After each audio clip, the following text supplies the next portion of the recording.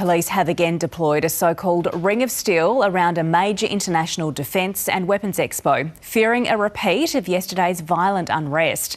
42 protesters were arrested during the clashes, which saw police use pepper spray and rubber bullets, and parts of the Melbourne CBD were brought to a standstill. The anti-war demonstrators are again vowing to turn out in force today. Let's go straight to reporter Stephanie Ferrier outside the Land Forces Expo. Steph, good morning. So another tense day anticipated? Absolutely, Michael. We're here at the moment. The mood is a lot quieter, of course, at 6 o'clock this morning compared with what we saw yesterday, some really violent scenes. But you can see right now already the police are absolutely out in force. They've formed this line, which is actually further along the Clarendon Street or Spencer Street bridge here that goes across the Yarra. Beforehand, the line was further back, so they've decided to block this entire area as well. And we're not sure exactly how many protesters we're likely to see, but what we do know is that there were a lot of violent scuffles that broke out yesterday as the crowd surged in and police tried to repel them. Now, we saw, for example, stun grenades or loud booms or explosions happening on this bridge.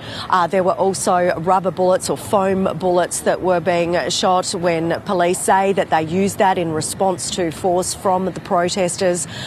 Bins were set on fire, and also as well there was a lot of people that were being shunted backwards and forwards in the melee. So we heard from the Police Commissioner Shane Patton yesterday afternoon, and he was saying that these people who are anti-war protesters, he said presumably they're also anti-violence, and so he labelled them hypocrites, calling their actions appalling. And this is what he said was some of the behaviour that was directed at his officers. They were shoved, they had bottles thrown at them, they had balloons thrown at them that had different liquids in them. We've had analysis that shows some type of low-level acid that caused irritants to the police was used. A whole range of different attacks on my police officers. So he says that dozens of police officers had to actually receive medical treatment after being injured during these scuffles. And we've also heard from the protesters as well. They actually say that they believe that police used excessive force. We got a statement from the Students for Palestine group. They were the group that was in charge of looking after that rally, that picket line to try to block access for VIP entrance for the breakfast. And the graphic says that police brutalised protesters with weaponry. One protester was shot at close range and hospitalised, and another was hit so hard with a baton that he was hospitalised as well. And they say that while no police were hospitalised for their injuries, obviously some of the protesters were. Now, Shane Patton also dismissed Green's calls for an inquiry into whether or not excessive force was used here yesterday, but certainly there were some very, very tense scenes here.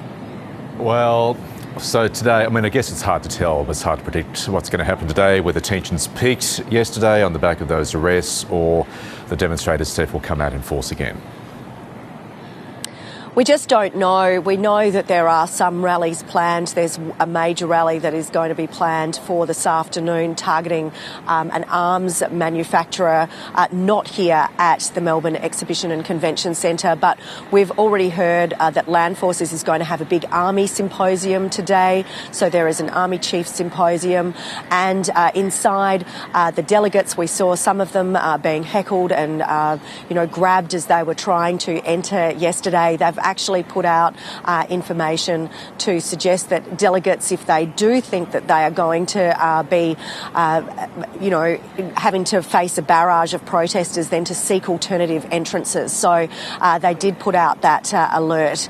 And, we just don't know exactly what is going to happen. Clearly, the police here are out in force. This is one of the largest operations that they have mounted since those S11 protests with the World Economic Forum back in 22,000. So they do say that there is every right for people to come along and protest peacefully if they have an objection to this land forces, this massive defence and military conference that is being held here, but to do so peacefully because they will not tolerate any actions being taken against their officers. OK, Steph, thank you.